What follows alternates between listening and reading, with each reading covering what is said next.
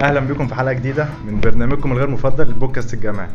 النهارده معانا ضيوف جداد اول مره يحضروا معانا، وحاجه جديده على الشانل في العموم يعني، وجايين يعني ناخد من خبراتهم. طبعا عندهم خبرات كبيره بس هنخليهم في الاخر مش دلوقتي. معانا من هناك لهنا، معانا آية راغب او راغب. معانا عاليه ومريم. ايه كان انطباعك الاول للكليه في اول سنه دخلتها، وهل الانطباع ده اتغير عن دلوقتي يعني ولا لا؟ وهنبدا بعبد الله برضه.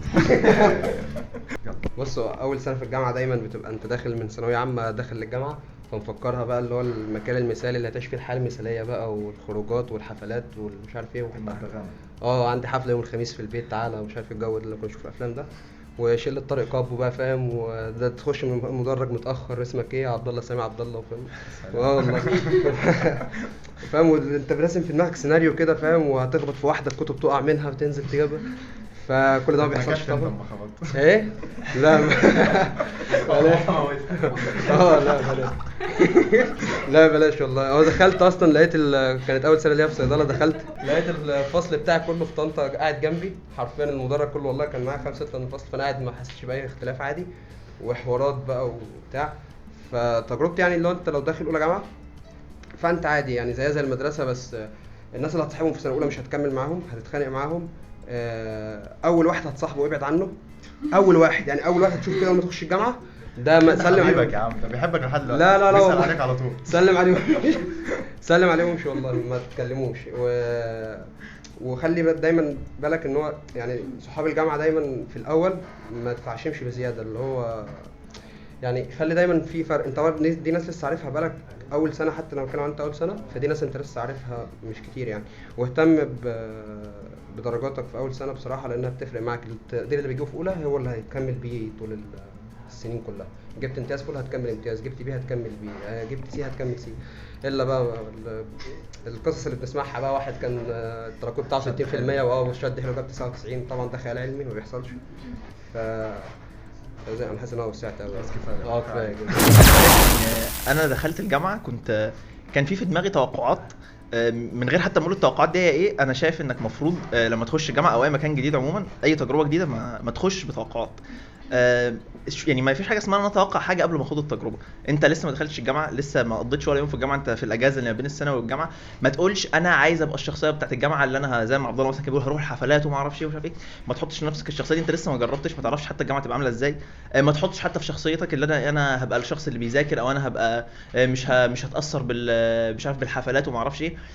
ما تبقاش عايز اروح اشوف بنت اخبط فيها. ما تحطش في دماغك حاجه، انت خد التجربه الاول وبعد كده يا عم اقعد اسبوع وبعد كده قرر انت عايز تبقى مين.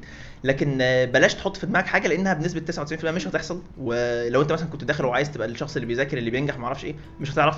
لو كنت داخل وعايز الشخص اللي يبقى خاربها ما اعرفش ايه، مش هتعرف. فانت الاول خد جزء من التجربه، شوف الجو جوه عامل ازاي، شوف الناس اللي حواليك عامله ازاي. ما تحطش حتى في دماغك ان انا عايز اعمل صحاب وما اعرفش ايه. ما تفرسش حاجه يعني. وخد يعني الترم الاول والترم الثاني دوت من باب يعني عم على البحر وخلاص، وشوف الدنيا هتجيبك فين. بس علشان لو حطيت اكسبكتيشنز غالبا مش هتتحقق، فهتزعل وهيبقى بالنسبه لك سنه اولى سنه رخمه، لان كل الناس بتقول كده، لانها غالبا بتبقى بسبب الاكسبكتيشنز. فانت خليك عادي يعني، وخش الموضوع من باب ان انا حاجه بجربها وحاجه جديده، وبعد كده بحط اكسبكتيشنز من اول سنه ثانيه يعني. عندكم اختلاف ولا نفس الكلام؟ وانا بس معترضة على حتة ان اللي هيبدأ بتقدير في اول سنة هيكمل عليه دي، عشان دي مش حقيقة يعني. الواحد مثلا ممكن يكون بدأ اول سنة غلط وهو حب يصلح نفسه بعد كده، فتقديراته عليت عادي وممكن ينافس في اوائل الدفعة، فمش هتفرق كتير. انا عارف انا بتكلم عبادي بدأ عالي ونزل. انا بدات عادي. بس عامة يعني ما حدش يحط في دماغه ان هو لو جاب تقدير في اول سنة وحش ان هو بقى خلاص دي نهاية حياتي الجامعية، وان انا مش هعرف اكمل ومش عارفة ايه وكده، وان انا فاشل ومش عارفة ايه. بس فعلا يا جماعة اللي بيذاكر في الجامعة بيجيب درجات بصراحة يعني. بس ما جربتش قبل كده. انا عايزه اعلق على كلام عبد الله برضو صراحه، يعني معلش يعني قال حاجات كتير صراحه. اول حد تعرفنا عليه عادي بيكمل يعني عادي مش مشكله يعني. اول حد تعرفت عليه كان مريم، وبعدين مريم مش هتغلط في مريم يعني ماشي. وبعدين بصراحه حته التقديرات حته سطحيه جدا يعني، علشان مفيش حد بيبقى داخل عارف نظام الكليه، فمستحيل تقديرك يفضل انت ذات نفسك تقديرك ما يفضلش سواء عالي او واطي يعني، فاهم. واخر حاجه احنا بندخل الكليه علشان نتميز بامتيازات ما كناش بنتميز فيها في البيت يعني. انت دايما لازم حاجه لما تدخل جامعه، فانا كنت داخله جامعه عشان اخد حقوقي اللي هي سايبينها الجامعه. فاهم؟ يعني في حاجات كتير طبعا انا ما كنتش بعرف اسافر لوحدي عشان مش في جامعه، فادخل جامعه اعمل، فلا ادخل جامعه بقى، سافرت وجيت ورحت يعني. لكن لا بالجامعه. اصل انا لو كنت في لا لو انا بنت وكليتي جوه محافظتي انا ما كنتش هطلع بره او ما كنتش اسافر بره لوحدي. ده خضع للتجربه الشخصيه اكتر من كونها سن يعني. كنت عايز بس اعلق في حته عبادي قالها، نقطه اللي هو بيبقى عايز يروح يعمل حاجه ما بيعرفش يعملها، بيعملوها في كل حته، احنا اللي مش عارفين نعملها عندنا. لا صدقني صدقني بيعملوها. أصل نسبه كام في المية في الحياه عموما، انت لو تحط في دماغك حاجه بنسبه كام في المية توصل لها؟ انا شايفه ان درجات سنه اولى بتفرق، اولى وثانيه عموما. يعني انا ما ينفعش ماشي ادخل بوشي قوي ان انا اجيب درجات عاليه، او ان انا برضو افكس ان انا ما اجيبش مثلا درجات، عشان هتيجي قدام تندم على الدرجات اللي انت مش عارف تجيبها وهتفضل معاك في التراكمي. فشايفه ان لا احنا مثلا ندخل بقى اللي هو نسيب نفسنا عادي، ولا احنا ندخل نشد بقى جامد فالباور بتاعتنا تقل يعني. فشايفه خلينا برضو وسط في الاثنين، مني نركز اكتر بصراحه في الدراسه برضه. هي الفكره ان احنا نشوف منتور، حد اكبر مننا يقول لنا نعمل ايه بصراحه، هي دي اهم شرط حاجه. ممكن يكون اكبر منك ده خايش برضه. لا ما هو المفروض بقى يقول لي هو خايش في ايه فانا ما خايش فيه. ممكن هو يكونش ده قادر بقى يجيبها شخصيه خالص. اكتر. مش عارف هو خايش فيه. هو المفروض ان هو خايش. هو ممكن يبقى خايش ولسه مخايش. ما انا يا جماعه برضو مش يعني انا لو حد جه سالني انا ما انا مش المفروض اسال اي حد آه. بالظبط يعني، اختار اللي هو ايه، انا عارفه مثلا ان فلان في الدفعه الاكبر مني شاطر فخلاص هروح اساله. لكن لو حد تاني خلاص مش ابعتوا لنا على الرسائل بتاعتكم. هو الفكرة انا مثلا أنا قلت الكلمه دي عشان ممكن منتج بقى. لا معالي وافقت معايا. انت اشوف المشكله عندي بس. هو فكره ان شرشة وافق معاك. لا انا درجاتي ما كانتش وحشه في سنه اولى، بس دايما كان عندي حته اللي هو ايه، انا كنت داخل مثلا سنه اولى جامعه زي ما قلت لك بقى، مثلا شخصيه في دماغي غير الشخصيه اللي انا عليها دلوقتي. يعني شخصيتي في سنه اولى غير شخصيتي في سنه ثانيه وثالثه ورابعه، ممكن نفس الشخص. حرفيا انت كنت فاهم الجامعه غلط. حتى اقول لك على حاجه، انا لما جيت من اولى، انا قضيت سنه اولى جامعه بقى في طنطا، فانا بقى خلاص عشت بقى الفتره بتاعت الهبل ده. فلما جيت هنا فلقيت العيال بتعيش فتره الهبل، فعرفت قد ايه انا كنت هبل، فاهم؟ فبجد يعني حسيت ان انا قلت الحمد لله يعني ان محدش شافني في طنطا. والله الحمد لله والله بعد بجد. فقره ان احنا نبص على بروفايل الواتساب، هو جه بعد ما يعني الناس بتتفرج آه. لسه على بروفايل الواتساب، هو خلاص ونرن غلط على التليجرام. فيديو كول غلط على التليجرام، هو عداه فجايبه يعني من الهطل دول ماشي. بالظبط. يا جماعه بس بجد نصيحه بمناسبه الهبل بتاع سنه اولى ده، ما تعكوش في الجامعه عامه عشان السمعه بتفضل لازقه فيكم، انتوا تفضلوا مع نفس الناس 5 سنين، فما تعكوش. وفي نفس الوقت خدوا بالكم انتوا بتتعاملوا مع مين وبتتعاملوا ازاي، عشان في ناس بتقول كلام مش حقيقي وناس بتقعد تطلع كلام على بعض وهبل كده. فتكير يعني. انا مثلا واحده قضيت سنه اولى جامعه في طنطا، فانا كنت داخله بقى عشان هعمل صحاب ومش عارفه ايه وكده. انا اتقفلت جدا لان انا لقيت بقى العيال بتوع سنه 5 ممكن اتقدم لك، ممكن مش عارفه اعمل لك ايه. فاللي هو البنات اللي داخله بجد البنات اللي داخله سنه اولى بجد تكير، هتلاقي واحد كده داخل لك اوت اوف نو وير بيقول لك ممكن اتقدم لك، فده هبل قوي. هو بس بيحاول يفتح سكه يعني بما يرضي الله، فتكير يعني. بس احنا مستنيين نوصل سنه 5. بجد بتوع سنه 5 دايما بينمروا على بتوع سنه اولى يعني. كنت في سنه اولى، فكنت داخل انا وولد وبنت من المدرسه مع بعض. فلما دخلنا فاحنا واقفين بنقدم الفايل بتاعنا، فده جالنا انتوا جبتوا الكتب بتاعت الدراسه؟ فقلنا له لا. طب تمام ثواني فهجيبها لكم. فقام دخل وطلع لقينا جايب نسخه واحده من كل كتاب، فالمفروض احنا 3. فراح جاي مش فاكر، مش هنقول اسامي مثلا، وراح جاي اتفضلي يا اما جزء الكتب. طب وانا لسه اتخدت مني المصاريف دلوقتي. البنت بعد كده قالت ان هو كان بيقعد يبعت لها كتب عامله ايه في المذاكره، عامله ايه مش عارف ايه وبتاع. فايه يا عم اللي انت عملته ده؟ حسيت ان انا عبيطه في ثانوي. لا في طنطا انا عشت. دلوقتي هنروح بقى لسؤال تاني. هل لما اخش الكليه اركز بقى في المذاكره بتاعتي وكده، ولا ممكن اشترك في students activities اسر الكلام ده؟ احنا طبعا اتكلمنا في الموضوع ده قبل كده، بس بنسالكم انتوا عشان انتوا اعتقد يعني انتوا مقفلين كل الاسر اللي في الكليه. انا بقى يعني في الاول كنت حاسس ان انت بيومي فؤاد، كل ما افتح حاجه بجد مش بهزر. فكنت بتخض اي حاجه اخشها الاقيكم موجودين، فقلت اسال يعني. ماشي. بص هو مينلي المفروض ان الواحد يركز على الدراسه، دي اهم حاجه. بس يا جماعه حاولوا، انا يعني دخلت في حاجات كتير قوي فبقيت حاسه ان انا اوفر بحاجات ليها لازمه وحاجات ملهاش لازمه، فانا المفروض انقي الفرص اللي انا هدخلها فعلا. دي حاجه انا اتعلمتها من عليا باي ذا واي، ان هي بتقولي انت بتدخلي نفسك في حاجات كتير قوي، طب ما تهدي يعني، فاهمه؟ فاللي هو لو انا اخترت الحاجات اللي ليها لازمه فعلا هتفرق معايا وهتفرق في شخصيتي وهتفرق في السي في وهتفرق في الحاجات اللي انا عايزه اوصل لها بعد الكليه. فانا لو ذاكرت ودخلت حاجات ليها لازمه فانا شايفه ان انا كده قفلت الحياه الجامعيه بنسبه 100% بصراحه. انا شايفه نفس كلام مريم، بس شايفه ان انا برضو اول يعني مش اول سنه بالظبط، بس لو ابقى عارفه احط رجلي على الدراسه الاول وبعد كده اشوف الستودنت اكتيفيتي. وكمان ممكن اشوف مثلا حد داخل قبلي او كده اساله عن تجربته، مش لازم انا ادخل اجرب بنفسي واجي على حاجه تانية عندي، بلس انا لسه داخله دراسه جديد ولسه داخله ستودنت اكتيفيتي جديد، فانا مش عارفه اوازن بين الاثنين، فخليني في الحاجه المين اصلا اللي انا داخلها، بعد كده ممكن اشوف الستودنت اكتيفيتي في السنين قدام عادي مفتوحه يعني.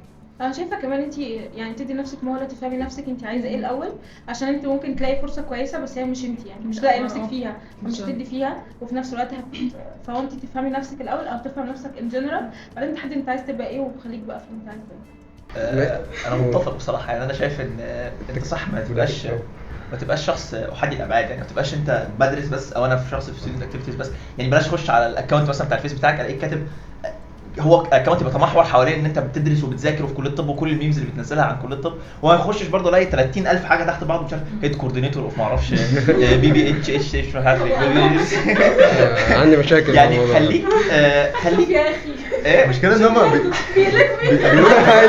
هيلف ما عرفتكوش ما عرفتش. والله يا عم لا المشكله بقى ان هم بيقولوا حاجات، يعني انا مثلا سالت على سمسه دي بيقول لي اصل انا في سكوري، يعني أيوة، في سكوري. يعني حضرتك فين يعني؟ مش ابعت اللوكيشن طيب.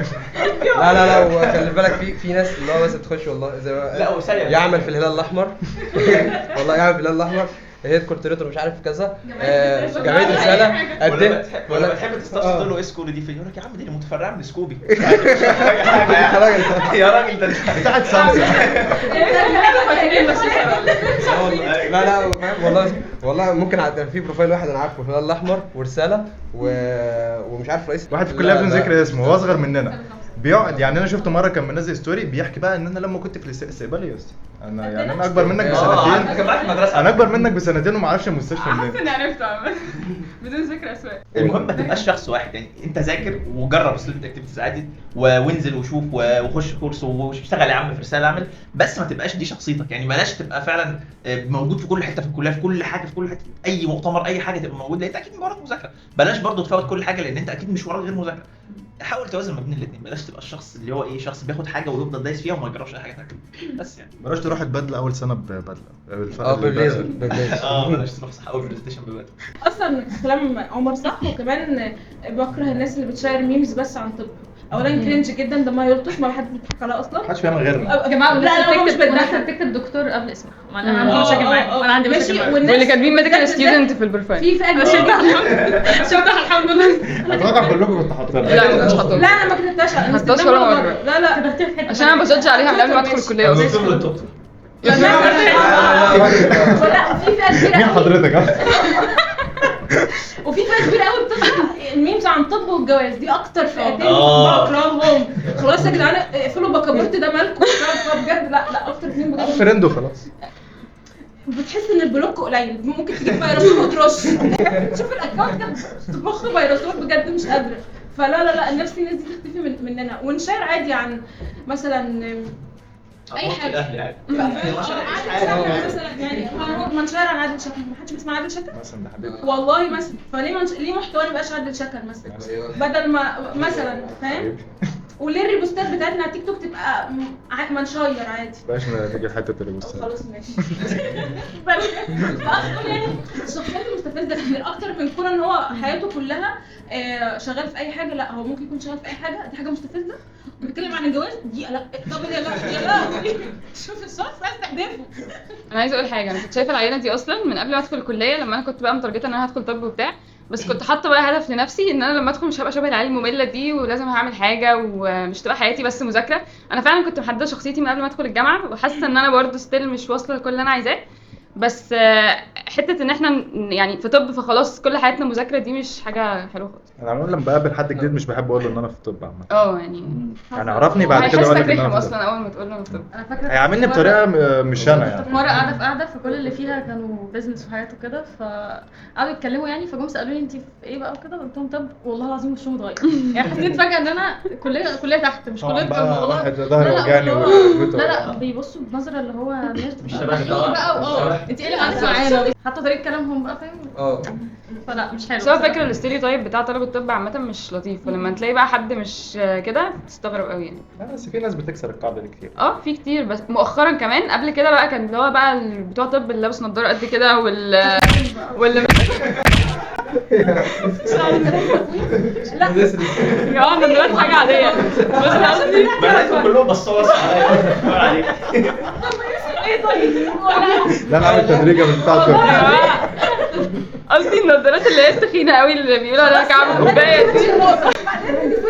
لا بس انت لو بصيت فعلا لو شدها بس قصدي هو شكلهم بقى اللي هو مش بيبقى حلو، والشخص مش مهتم بنفسه ولا اي حاجه تانية غير المذاكره، ولا حتى مهتم بحياته ولا بس انا بعلاقاته لو ولا- بصينا على الكليه عندنا هتلاقي مثلا بتاع 97% شكلهم كده. ايوه على فكره في اي جامعه تانية يعني، اي كليه طب في اي جامعه تانية مش الدكتور في مره بيقول، كنا في المدرج فبيقول مين الاصابه دي مشهوره اللي بيلعب كوره كده، حد فيكم بيلعب كوره فمحدش رافع ايده. بعد كده قال حد بيروح الجيم فانا قاعد كده يا دوب عملت ايدي كده اللي هو انا لوحدي. انا ساعتها كنت بلعب كوره وبروح الجيم بس ما رضيتش ارفع ايدي. بالظبط اللي هو يا عم والله انا طلعت بره الاوضه دي ما هتلاقي حد بجد، اسمع مني يعني. يا عم عبد لعيب كبير يا عم. وبقى والله لا لا بيكون فاهم. هو بيجي يلعب 3 دقايق بعد كده بيقعد بقيت الحجز جوه. لا بس حريف في الجول. والله 3 دقايق برافو ببقى لعيب. لا فاللايف بالانس حلو، حتى مش شرط الاسر، ممكن تهتم بحاجات بره الكليه، ممكن تهتم بصحتك، الجيم بقى، ممكن يبقى عندك بيزنس، ممكن يبقى الرياضة. عندك حاجات كتير. الرياضه والجيم، تعمل حاجات كتير يعني. لو انت يعني انا اعرف ناس مهتمه بحاجات بقى جرافيك ديزاينر والحاجات دي، في ناس مهتمه بالعزف، مش عارف ايه، حتى هتلاقي موهبته اصلا بعد الجامعه اتطورت شويه. في ناس فعلا سابت حياتها كلها. انا اعرف ناس كانت بترسم حلو قوي ولما دخلت الجامعه سابت الرسم عشان المذاكره وبتاع. انا في اعدادي كنت بعرف اعزف نشيد مصر على الاورج. يا عم ماشي يعني هنعتبر ان دي موهبه عظيمه. هنعتبر دي موهبه معانا. والله انا كنت فاكر نفسي عبد السلام والله. بتعرف لسه تعزفه دلوقتي؟ لا نسيته. بس ده نموذج معانا. انا بعرف اعزف حلقه حلوه. هي لا حلوه. طب ماشي عدينا خلاص. ولا كاننا سمعنا اللي اتقال ده. Remember King Kong, remember Ferris Bueller, remember War Games, and Back to the Future, remember Tomb Raider. اللايف بالانس ده مش دايما يا جماعه هنحس ان احنا ماشيين على التراك الصح وان احنا دايما بنبالانس، دايما هنيجي على حاجه عشان خاطر حاجه. وموضوع التضحيات ده للاسف انا اتعلمته في الجامعه، ان انا مش هاخد كل حاجه، انا لازم احدد اولوياتي واشوف انا عايزه ايه عشان هضحي بحاجه تانية قدامها، مش هاخد كده كل حاجه. بس يعني ده عامة في الحياة مش في الجامعة بس. يعني بس دي اتعلمتها في الجامعه قوي يعني. كان في حاجة موضوع العزف ده كنت دخلت منتخب الموسيقى بتاع الجامعه بتاع اللي هو يعني جامعه السويس. فساعتها بقى كنا سافرنا اسكندريه عشان نعزف هناك، وكنا بننافس بقى على مستوى الجامعات وكده. بس ساعتها يعني كانوا مستغربين قوي ان ازاي حد من طب مشارك، يعني ده طب بقالها من ساعه ما فتحت ما حدش دخل معانا الحاجات دي وبتاع. عبادي صوته حلو كنت خدته غنى. كان هينفع كورونا عامه. حلوه. بس يعني الانشطه دي انا بقى يعني كنت عايزه ادخل المنتخب ده تاني، بس الضغط زاد قوي في تانية وثالثه ورابعه ما عرفتش ادخل. هو كانت سنه اولى وجت كده ايام الفاونديشن، كنت اصلا جايه برضو على المذاكره، يعني ده اللي خلاني جبت بيه في فاونديشن بس. ربنا وعدنا. مشكلة وحشة ربنا حطنا فيها. بس خلصنا في المرحله. بقت ايه يعني؟ اه. طب ماشي تمام. يا عم احنا معانا واحد في الدفعة برضه في مسرح الجامعة. لا والله. ايوه بس على فكره والله كويس. جت المدرسه جت بصت عليا والله، دخلت كده كانها اوديشن يعني، وجت شفت ايه ده انت بص ده انت ممتاز والله كده، وقفتني ده انت ما شاء الله انت بص، ودخلتني. فانا قلت بس ده انا وشي سينمائي ونجم وما اعرفش ايه. نزلتني بصت لقيتها جايبه بنت نفس طولي، ده انت بقاسها بالملي. هتجيب لنا جلابيه بقى على مقاسها بالظبط وهنديك شهاده. سؤال بقى، هل بعد الكلية سكت بقى ان انا ممكن مثلا اسافر، ممكن اخد تخصص معين، ممكن اشتغل في حته فلانيه، اقدم في شركه، الكلام ده هل بتفرق بقى؟ يعني انتوا شايفين نفسكم فين بعد ما تخلصوا كده؟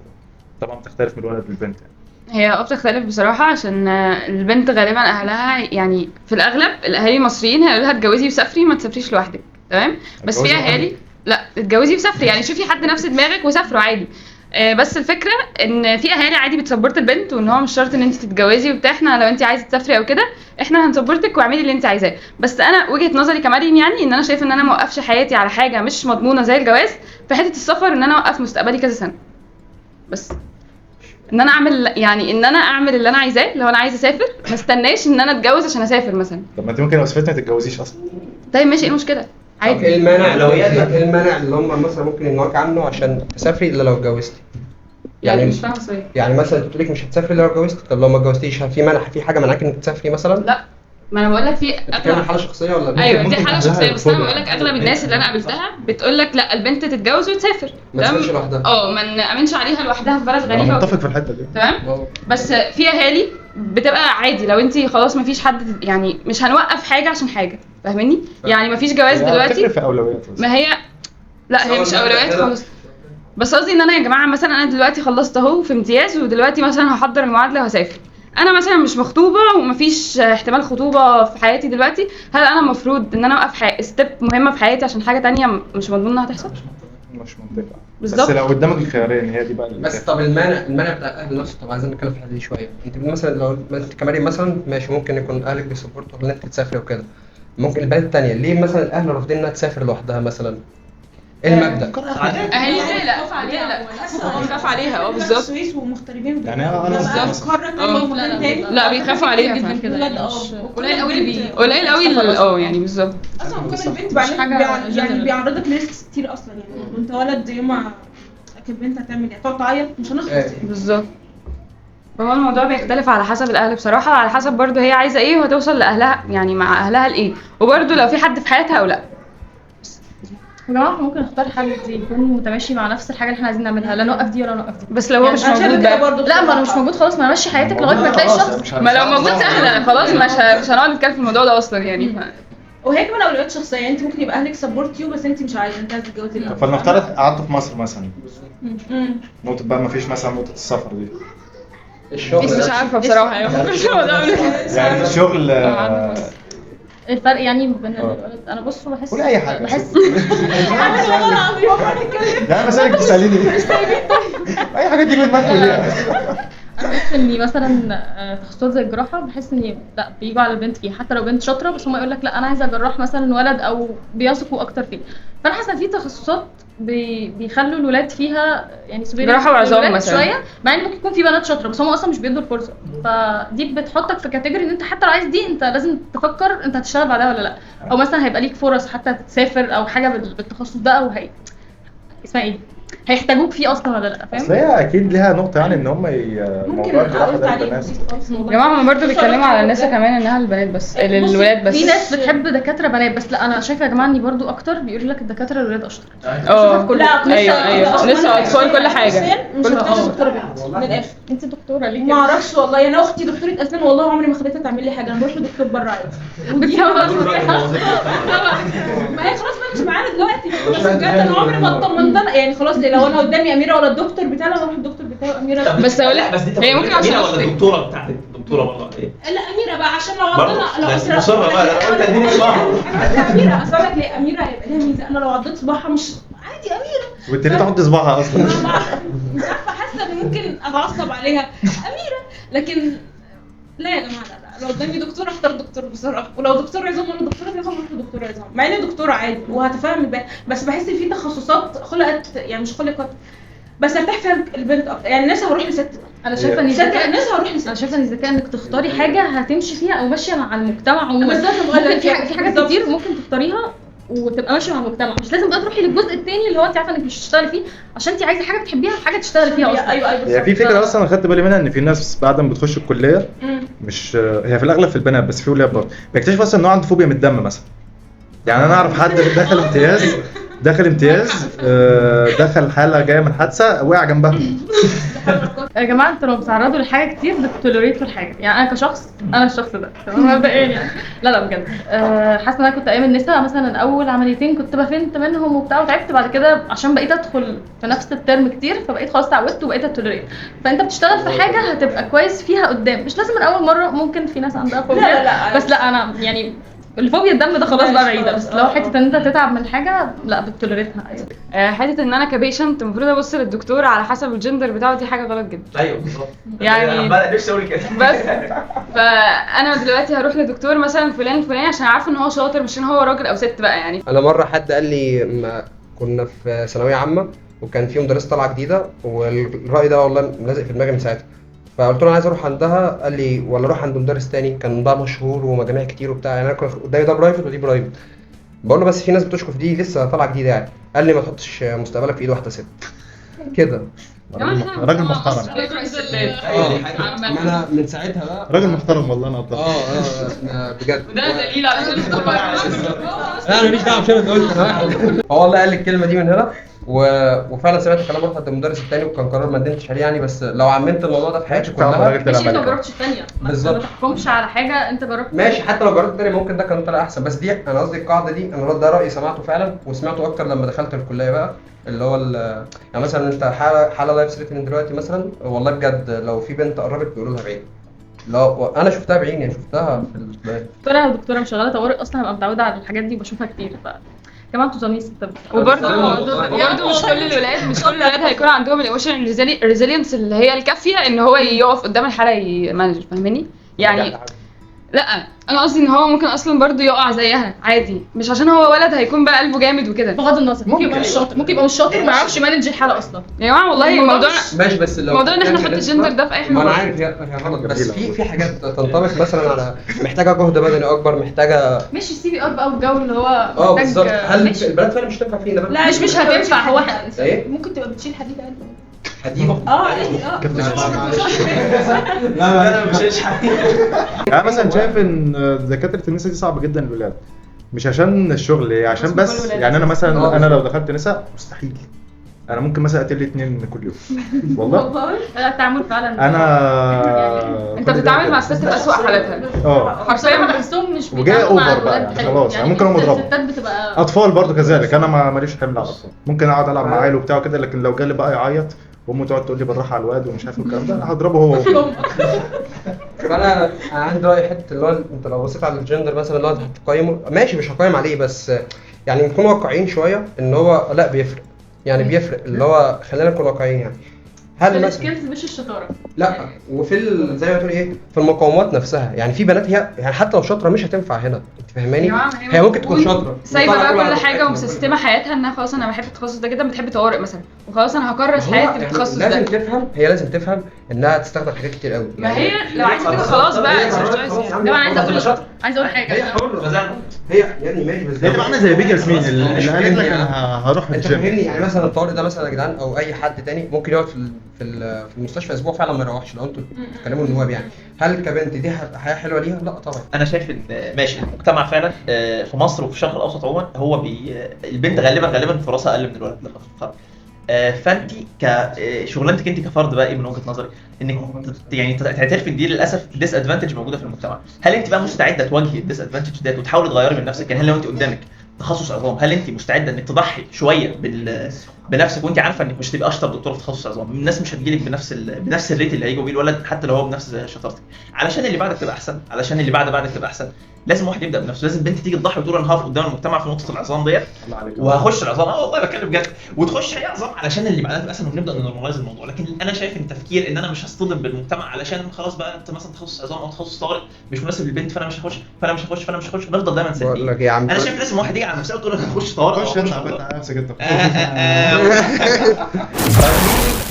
كلنا نبقى حلوين هي الدنيا كده يعني. انت ما اتخلقتش ان احنا كلنا هنعمل اي حاجه في الدنيا، لا مفيش كده خالص. ماشي يا جماعه، شوف الواحد بيفكر اللي هو هشتغل ازاي، هشتغل بعدها في ايه، فاهم قصدي؟ يعني مثلا مش قصدي انا مش ضده، انا بتكلم في فكره اللي هو انا مثلا هدخل عظام يعني ماشي، بس انا المفروض افكر في سوق العمل اصلا عايز ايه قدام. يعني مثلا ما ادخلش حاجه خلاص هغامر انا بيها وفي الاخر ما اشتغلش. يعني واحد بيفكر هو عايز ايه وهشتغل في ايه. ما هو بيقول بقى محتاج واحده تغامر. البنات مثلا اللي بتلعب جيم وجيم مش البنات العاديه اللي بتلعب جيم، لا البنات اللي انت بتشوفهم بقى في مستر اولمبيا ومش عارف ايه والجو ده. الجيم مجال معروف معمول للرجاله تمام، والبادي بيلدينج بقى والجو ده. انت لما تشوف واحده الباي بتاعتها قد كده وبتاع بياخدوا تيست خلاص ايه بياخدوا تيست لا بتشوفها، احنا بنشوفهم في الشارع عادي، بيجي ياسمين والناس دي. لو انت انا شفت 2 عادي، انت لو شفتها دي ولد، ده مش بنت. وانت شفت بيجي ياسمين؟ والله شفتها والله شفتها شفتها في فرح والله، شفتها في فرح والله كانت مدرجه بجناب زي كده والله. فانت لو شفتها بالظبط. وشفت واحده في جيم برضو في طنطا، كان جيم عادي كان ميكس وكده. فانت شايف واحده انا نازل، انت شايف باك وظهر ورجل وبتاع، فانت خلاص انت شايفها من الظهر كده ولد، ولد وفورمه ما شاء الله عليه يعني، فبتلف كده يعني كان لابس ودي كانت لابسه بالظبط كانت لابسه كانت لابسه كانوا فانت لابسين. بتلف فلقيت حجاب هم دول ولقيت حجاب فاهم، واوزان انا عمري ما العب بيها فاهم، فهل دي بقى مثلا هل انت بقى بعد لا، كده عشرة تقول عشرة. ده كان لازم بنت تبدا في الجيم عشان كل البنات تعمل زيها؟ ما هي عملت حاجه بره، زي ما خليني اقول لك بره بصراحة الفطرة. يعني بره الفطره، بس بس بره الفطره. بس الطب غير اللي انت بتقوله. انا بديك مثال عامه ان جنرال، فانت ما بتديش ماشي، حاجه. ما تقوليش قص شعري شبه الولاد، ما هو لا ده لا ما لا ينفعش. بس أقول لك بس حاجة. ده الطب أكيد. بره. بس انا بتكلم في مبدا ايه، انت دلوقتي عممتي حاجه مش انت ما عندكيش المقومات بتاعتها، فانت عايزه تخش المجال عافيه، انت ما عندكيش المقومات بتاعت المجال طب ده. انت يعني تخصص العظام ايه المكونات بتاعته؟ عضلات مثلا؟ انا صراحه حضرت عمليه عظام، الدكتور كان يعني انتوا ما شفتوش كانه عملية بيركب عظام؟ مفصل. حمر وبيقعد يدق كده كتير، ممكن ما يبقاش مناسب للبنت. انا بقول لك في دكتور عظام اعرفه قعد شهر في المستشفى وما شافش اهله. هل لو بنت اتحطت مكانه هتستحمل كده؟ لا. لكن مثلا لو اتحطت في جلديه او في رمد او مجال، هي بتروح مثلا الساعه 9 الصبح وتروح الساعه 2، هيبقى احلى لها. ولو انا ولد مثلا، انا شايف بصراحه انت كولد المفروض تسيب يعني انت بس خدت نيابه جلديه، ما تسيبها للبنت هي تاخد ادفانتج وانت تروح التخصصات الثانيه. فاهماني؟ يبقى كل واحد خد نشيل المجال بعض. بتاعه، خد المجال بتاعه اللي هيبقى شاطر قوي فيه. اما ما عنديش مانع ان البنت فعلا تبقى شاطره، انا شفت بنات شاطره في جراحه وشفت اولاد شاطره في بطن، بس خلينا نكون واقعيين. انت دلوقتي في مجال يعني مطلوب فيه رجاله اكتر، ادخل فيه رجاله اكتر. في مجال مطلوب فيه ستات اكتر، سيب الستات تدخل فيه اكتر، ما تخشش تنافسهم. يعني ما ينفعش اشوف راجل ميك اب ارتست، فاهماني؟ يا عم لا. مش مجالك. انا شايفه كل واحد يدخل اللي هو عايزه، بس يشيل نتيجه افعاله بالظبط. لو خلاص انت مش المستوى ماشي. انا كنت اخش عظام بس انا عارفه أيوة، بص، أيوة، مشاكل فاهمة. فخلاص انا فاهم رايي والله، انا مش معارض معاه، يعني بس لا، كل حاجه بليميتس. انا معاك حته ان اللايف ستايل مش هيكون مرهق، بس الشخص هو فعلا اللي بيختار هو عايز ايه في حياته. مش احنا بقى اللي هنقول له انت ما تختارش اللايف ستايل بتاعك عشان انت بنت ما تختاريش عظام وكده. هي لو عايزه خلاص تمام، ولد برضه لو عايز يخش جلديه خلاص هو براحته عادي. بس احنا لنا نصيحه عامه، يعني انا مثلا لو ليا اخت وعايزاها تشتغل في مجال معين انا مش موافق عليه، انا مش هضربها بقى واقول لها ما هي والله ما نصيحة تشتغل، أصلاً. انت عليك نصيحه. بس مثلا انا زي ما قلت لك، لو انا شفت ولد شغال ميك اب ارتست، انا هقول له ما تشتغلش كده؟ مش هقول له يا عم انت حر، بس هل ده مجال ينفع لولد؟ لا. هو اختاره وعارف ان هو هياخد ايه من المجتمع. بالظبط. يعني هقول لك حاجه، يعني البنت اللي اخدت عزومه هتقعد شهر، هي مختاره وعارفه انها تاخد شهر، دي حاجه ترجع لها بقى. حاجه ترجع لها بالظبط. ماشي، انا مش فاهم؟ بجرج عليها. لا ما مش بجرج والله، انا بس بقول لك ان اوريدي طالما اختار هو عارف نظره المجتمع ليه از راجل في البوزيشن ده خلاص. ايوه. انا بصراحة. متفق في النقطه دي ان هو هو عارف هو هيواجه كل واحد إيه. يعرف هو بس شقي ومش هيتقبل الفكره دي لا على بنت، على مش فكرة هيتقبل ان البنت تتحشر كده. اصل لك حاجه، هي يعني نظره المجتمع للست مش كانسان، كست، فانت بتحطها في بوزيشن الست في كل حاجه، انت عشان ست تختاري كذا وعشان فهو مش الموضوع مش كده.